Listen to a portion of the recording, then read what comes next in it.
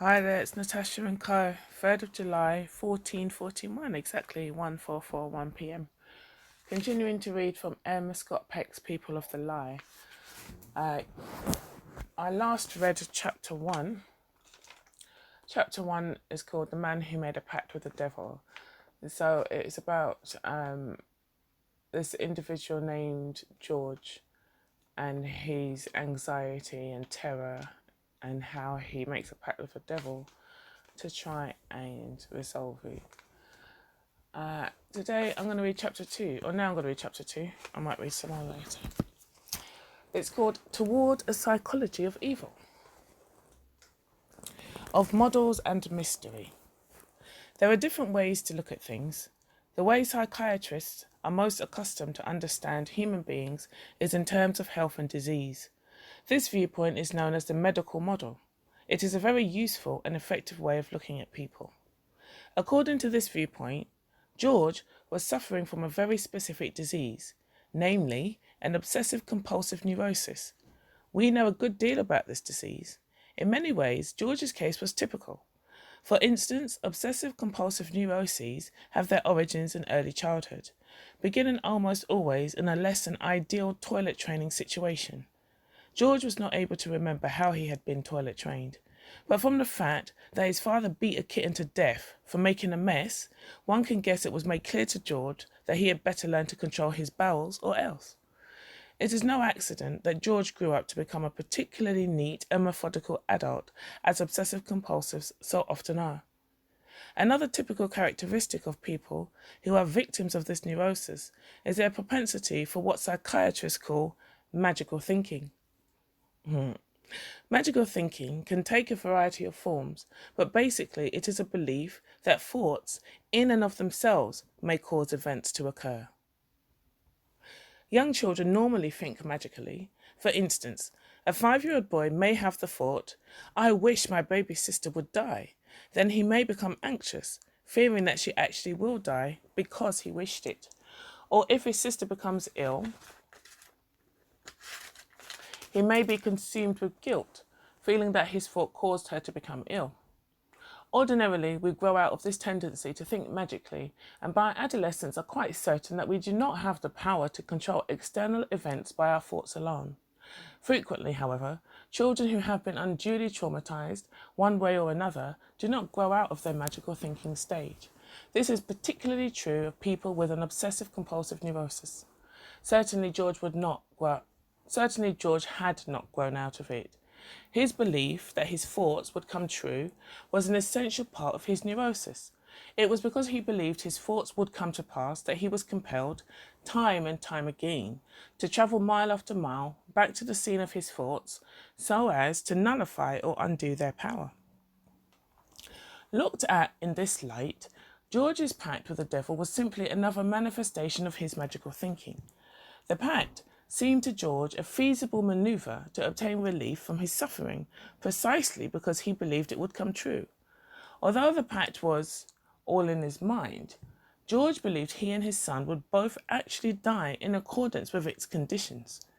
Restricting ourselves to the medical model, we might say of George's pact with the devil that it was merely one of the many forms his magical thinking took, and that his magical thinking was a typical feature of the common mental illness from which he suffered. And since the phenomenon can be understood in these terms, there is no need for further analysis. Case closed. The problem is that, viewed in this light, the relationship between George and the devil seems prosaic and not very significant. How would it seem if we viewed it instead in terms of a traditional Christian religious model? According to this model, humanity, and perhaps the entire universe, is locked in a titanic struggle between the forces of good and evil, between God and the devil. The battleground of this struggle is the individual human soul. The entire meaning of human life revolves around this battle. The only question of ultimate significance is whether the individual soul will be one to God or one to the devil. By establishing through his pact a relationship with the devil, George had placed his soul in the greatest jeopardy known to man. It was clearly the critical point of his life, and possibly even the fate of all humanity turned upon his decision. Choirs of angels and armies of demons were watching him, hanging on his every thought, praying continually for one outcome or the other. In the end, by renouncing the pact and the relationship, George rescued himself from hell to the glory of God and for the hope for mankind. Which is the meaning of George's pact? Just another neurotic symptom or the crucial turning point of his existence with cosmic significance? It is not my intention in this book to decry the medical model. Of all the possible models, and there are many, it remains the most generally useful one for understanding mental illness, in specific instances at specific times. However, another model may be more appropriate. At such moments, we are required to choose a vantage point. When George told me of his pact with the devil, I was faced with the choice of whether to regard it as just another typical neurotic symptom or as a moment of moral crisis. If I chose the first possibility, no immediate action was mandated on my part. If the latter, I owed it to George and the world to throw myself with all the vigour I could muster into the moral fray. Which way to decide? In choosing to see George's pact, even if it was all in his mind, as immoral and confronting him with his immorality, I certainly picked the more dramatic alternative. Herein lies, I believe, a rule of thumb. If, at a particular moment, we are in a position in which we must choose a particular model, we should probably choose the most dramatic one. That is, the one that imparts to the event being studied the greatest possible significance.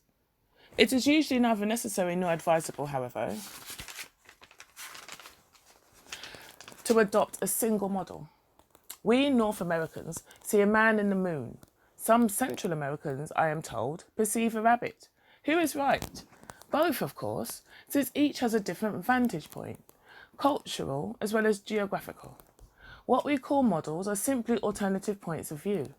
And if we want to know the moon, or any phenomenon, as best we can, we need to inspect it from as many diverse vantage points as possible. Thus, the approach of this book will be a multifaceted one.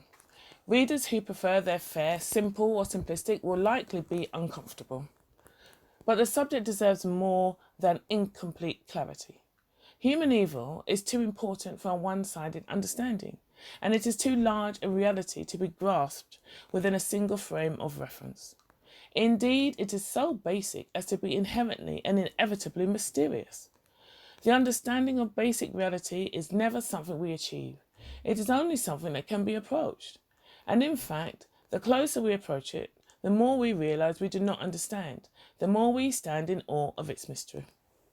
Then why try to understand? The very question speaks the language of nihilism. Since time immemorial, a diabolic voice. Why do or learn anything? The answer is simply that it is far better, both more fulfilling and constructive, to have some glimmer of understanding of what we are about than to flounder around in total darkness. We can neither comprehend nor control it at will. But as J.R.R. Tolkien said, it is not our part to master all the tides of the world, but to do what is in us for the succour of those years wherein we are set, uprooting the evil in the fields that we know, so that those who live after may have clean earth to till. What weather they shall have is not ours to rule. So, science seeks, as far as it might, to penetrate the mystery of the world. And ever so gradually, scientists are beginning to become comfortable embracing multiple models. Physicists are no longer disheartened to look at light as both a particle and a wave. As for psychology, models abound: the biological, the psychological, the psychobiological, the sociological and the sociobiological, the Freudian, the rational emotive, the behavioural, the existential, and so on. And while science needs those innovators who will champion a single new model as the most advanced understanding, the patient who seeks to be understood as wholly as possible would be well advised to seek a therapist capable of approaching the mystery of the human soul from all angles. Science has not yet, however, become exactly broad-minded. This chapter is entitled Toward a Psychology of Evil, precisely because we do not yet have a body of scientific knowledge about human evil deserving of being called a psychology. Why not? The concept of evil has been central to religious thought for millennia, yet it is virtually absent from our science of psychology, which one might think would be vitally concerned with the matter. The major reason for this strange state of affairs is that the scientific and religious models have hitherto been considered totally immiscible, like oil and water, mutually incompatible and rejecting. In the late 17th century, after the Galileo affair proved hurtful to both science and religion, worked out an unwritten social contract of non-relationship. The world was quite arbitrarily divided into the natural and the supernatural. Religion agreed that the natural world was the sole province of the scientists, and science agreed in turn to keep its nose out of the spiritual, or for that matter, anything to do with values. Indeed, science defined itself as value-free. So for the past 300 years, there has been a state of profound separation between religion and science. This divorce, sometimes acrimonious, more often remarkably amicable, has decreed that the problem of evil should remain in the custody of religious thinkers. With few exceptions, scientists have not even sought visitation rights of it for no other reason than the fact that science is supposed to be value-free. The very word evil requires an a priori value judgment. Hence, it is not even permissible for a strictly value-free science to deal with the subject. All this is changing, however. The end result of science without religious values and verities would appear to be the Strangelovian lunacy of the arms race. The end result of a religion without scientific self-doubt and scrutiny, the Rasputian lunacy of Jonestown. For a whole variety of factors, the separation of religion and science no longer works. There are many compelling reasons today for their reintegration, one of them being the problem of evil itself, even to the point of the creation of a science that is no longer value-free. In the past decade, this reintegration has already begun. It is, in fact, the most exciting event in the intellectual history of the late 20th century. Science has also steered clear of the problem of evil because of the immensity of the mystery involved. It is not that scientists have no taste for mystery so much as that their attitude and methodology in approaching it is generally reductionistic. Theirs is a left-brain analytical style. Their standard procedure is to bite off tiny little pieces at a time and then to examine such pieces in relative isolation. They prefer little mysteries to big ones. Theologians suffer under no such compunction. Their appetite is as large as God. The fact that God is invariably larger than their digestion does not deter them in the least. To the contrary, while some seek in religion an escape from mystery, for others religion is a way to approach mystery. The latter are not loath to employ the reductionistic methods of science, but they are also not reluctant to use more integrative, right-brain means of exploration, meditation, intuition, feeling, faith and revelation. For them, the bigger the mystery, the better. The problem of evil is a very big mystery indeed. It does not submit itself easily to reductionism. We shall, however, find that some questions about human evil can be reduced to a size manageable for proper scientific investigation. Nonetheless, the pieces of the puzzle are so interlocking, it is both difficult and distorting to pry them apart. Moreover, the size of the puzzle is so grand, we cannot truly hope to obtain more than glimmerings of the big picture. In common with any early attempt at scientific exploration, we shall end up with more questions than answers. The problem of evil, for instance, can hardly be separated from the problem of goodness. Were there no goodness in the world, we would not even be considering the problem of evil. It is a strange thing. Dozens of times I have been asked by patients or acquaintances, "Dr. Peck, why is there evil in the world?" Yet no one has ever asked me in all these years, why is there good in the world? It is as if we automatically assume this is a naturally good world that has somehow been contaminated by evil. In terms of what we know of science, however, it is actually easier to explain evil. That things decay is quite explainable in accord with the natural law of physics. That life should evolve into more and more complex forms is not so easily understandable. That children generally lie and steal and cheat is routinely observable. The fact that sometimes they grow up to become truly honest adults is what seems the more remarkable. Laziness is more the rule than diligence. If we seriously think about it, it probably makes more sense to assume this is a naturally evil world that has somehow been mysteriously contaminated by goodness, rather than the other way round. The mystery of goodness is even greater than the mystery of evil, and these mysteries are inextricable. The title of this chapter is itself a distortion. It should more probably read toward a psychology of good and evil. We cannot legitimately investigate the problem of human evil without simultaneously investigating the problem of human goodness. Indeed, as I shall make clear in the final chapter, an exclusive focus on the problem of evil is actually extremely dangerous to the soul of the investigator. Bear in mind also that just as the issue of evil inevitably raises the question of the devil, so the inextricable issue of goodness raises the question of God and creation. While we can, and I believe should, bite off little pieces of mystery upon which to gnash our scientific teeth, we are approaching matters vast and magnificent beyond our comprehension. Whether we know it or not, we are literally treading upon holy ground. A sense of awe is quite befitting. In the face of such holy mystery, it is best we remember to walk with a kind of care that is born both of fear and love.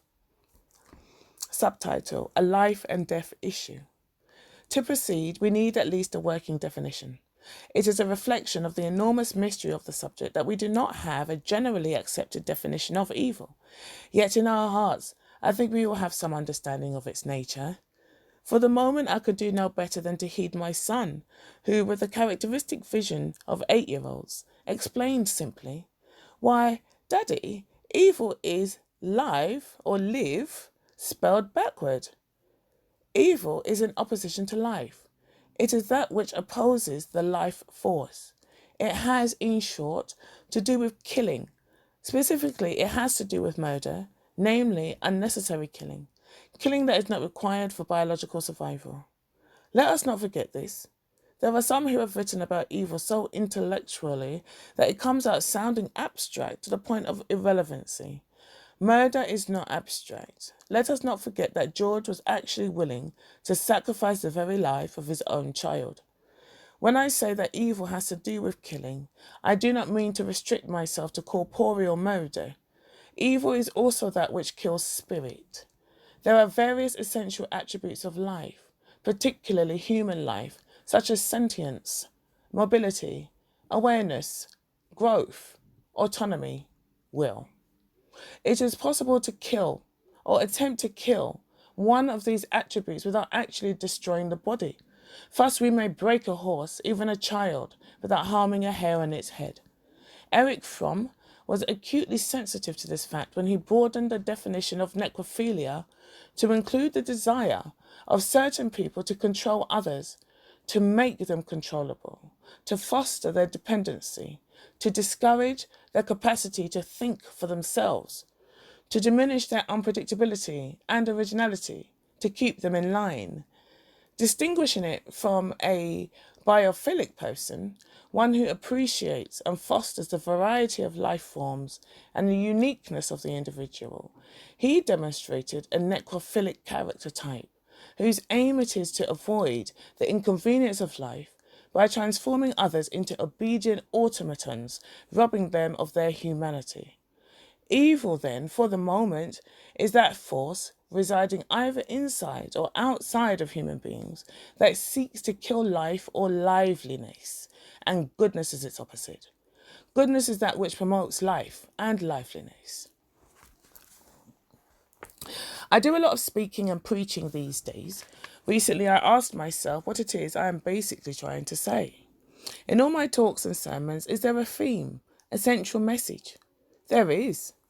Thinking about it, I realised that one way or another, no matter what my topic, I am always trying, in whatever way I can, to help people take God, Christ and themselves far more seriously than they generally do. From the very beginning, we are told that God created us in his own image. Are we going to take that seriously? Accept the responsibility that we are godly beings and that a human life is of sacred importance. He's speaking of his relationship to us human beings. Jesus said, I am come that they might have life and that they might have it more abundantly. Abundantly. What a wonderful word. This strange man, who obviously relished weddings and wine, fine oils and good companionship, and yet allowed himself to be killed, was not so concerned with the length of his life as with its vitality. He was not interested in the length. He was not interested in human puppets, of whom he once said, "Let the dead bury their dead." Rather, he was interested in the spirit of life, in liveliness, and of Satan, the very spirit of evil. Jesus said he was a murderer from the beginning. Evil has nothing to do with natural death. It is concerned only with unnatural death, with murder of the body or the spirit. The purpose of this book is to encourage us to take our human life so seriously that we also take human evil far more seriously. Seriously enough to study it with all the means at our command, including the methods of science. It is my intention to encourage us to recognize evil for what it is, in all its ghastly reality. There is nothing morbid about my purpose. To the contrary, it is in dedication to life more abundantly. The only valid reason to recognize human evil is to heal it wherever we can, and as is currently most often the case, when we cannot, to study it further that we might discover how to heal it in specific instances and eventually wipe its ugliness off the face of the earth. It is presumably clear then that in encouraging us toward the development of a psychology of evil, I am talking of neither a study of evil in the abstract nor of an abstract psychology divorced from the values of life and liveliness. One cannot study a disease without the intention to heal it, unless one is some kind of a Nazi. A psychology of evil must be a healing psychology. Healing is a result of love. It is a function of love. Wherever there is love, there is healing, and wherever there is no love, there is precious little, if any, healing. Paradoxically, a psychology of evil must be a loving psychology. It must be brimful of the love of life. Every step of the way, its methodology must be submitted not only to the love of truth, but also to the love of life, of warmth and light and laughter and spontaneity and joy and service and human caring. Perhaps I am thus already contaminating science. Let me contaminate it further. The scientific psychology I am suggesting, if it is to be anything other than sterile and dead and evil itself, if it is to be rich and fertile and humanely productive, must succeed in integrating much that is not currently or generally considered scientific. It must, for instance, pay serious attention to literature, particularly mythology. As human beings battled against evil through the ages, they consciously or unconsciously incorporated the lessons they learned into mythic stories. The body of mythology is a vast storehouse of such lessons, to which we are still adding. The character of the Golem, for instance, in Tolkien's recently popular The Hobbit and the Lord of the Rings trilogy, is perhaps the finest depiction of evil ever written. Its author, J.R.R. Tolkien, a professor of literature, clearly knew at least as much about human evil as any psychiatrist or psychologist. At the other end of the spectrum, the methods of hard science also need to be applied to the study of evil, not merely Rorschach's, but the most advanced biochemical procedures and sophisticated statistical analysis of hereditary patterns. One editor, who reviewed a primitive manuscript version of this work, exclaimed, "Surely, Scotty, you don't mean to imply that evil might be genetic or biochemical or physical in some way?" Yet this same editor well knew that we are coming to learn that almost all diseases have both physical and emotional roots. Good science, good psychology cannot be narrow-minded. All avenues should be explored, all stones turned. Finally, of course, a psychology of evil must be a religious psychology. By this, I do not mean it must embrace a specific theology. I do mean, however, that it must not only embrace valid insights from all religious traditions, but must also recognize the reality of the supernatural. And as I have said, it must be a science in submission to love and the sacredness of life. It cannot be a purely secular psychology. There are a number of different theological models of evil.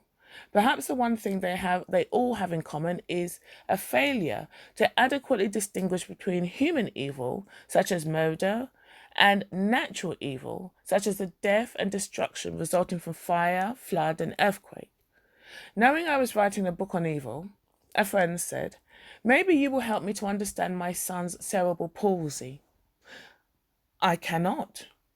Rabbi Harold S. Kushner's book, When Bad Things Happen to Good People, deals as well as possible with the problem of natural evil. This book will concern itself solely with the subject of human evil, and its primary focus will be on quote-unquote bad people. Nor is this book intended to be an exhaustive survey of the subject. My desire is not to be scholarly or thorough, but to strike as well as I can at the heart of the matter, so as to encourage us toward scientific scholarship and thoroughness. While other religious traditions have much to offer a psychology of evil, in moving toward that psychology, I shall be speaking with my specifically Christian voice. Similarly, it is not my intention to review all the extant psychological theories on the subject.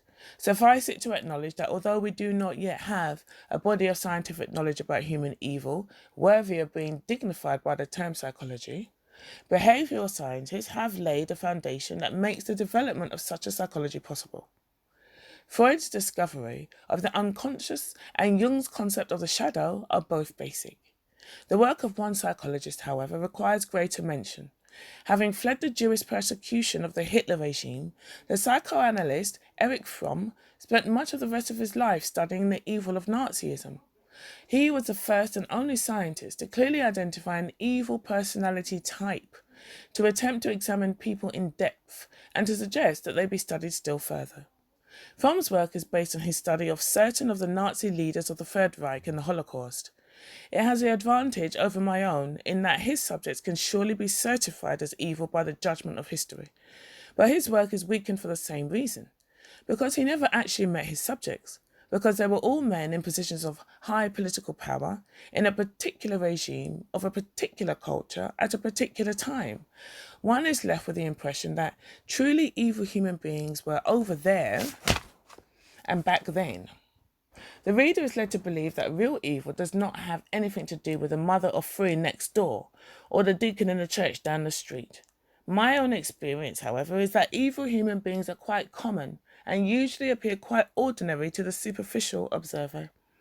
The great Jewish theologian Martin Buber distinguished between two types of myths about evil. One type concerns people in the process of sliding into evil. The other concerns those who've already slid, fallen victim to, and been taken over by radical evil. In George, we have a real-life story that corresponds to the first type of myth. He had not yet become evil, but he was at the point of doing so. His dealing with the devil represented the moral turning point of his life.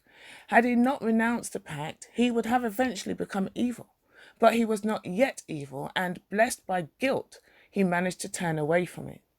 Let us now consider a couple who, like Fromm's subjects, conform to the second type of myth, people who have crossed the line and descended into radical, likely inescapable evil. I'm going to stop there. That's halfway through chapter 2. The next part is going to be talking about the case of Bobby and his parents. So I think that's a good place to stop. Thank you for listening.